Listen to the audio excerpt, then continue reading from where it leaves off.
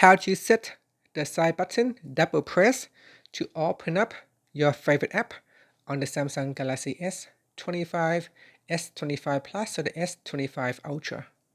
First, tap on the home button to return back to the home screen, and from the home screen, swipe down at the top to open up Quick Settings.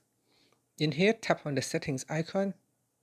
Next, we then scroll down and tap on Advanced Features.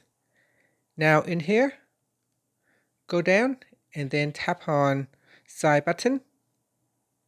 After that, tap on Double Press. Make sure you turn on Double Press. Then we go down to the bottom and select Apps. Then tap on the Settings icon. This will allow you to choose an app, any of your favorites. So if you scroll down, if you like to play games, you can select a game. So if you double press on it, that will launch the game. And double click on it, it will close the game. Okay, so if we go down to go into settings again, we can choose a different app.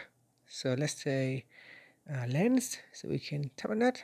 Now if you double press on the side button, that will open up Lens, Google Lens. And here we can open up camera and then use Google Lens. And that's it. Thank you for watching this video. Please like and subscribe to my channel for more videos.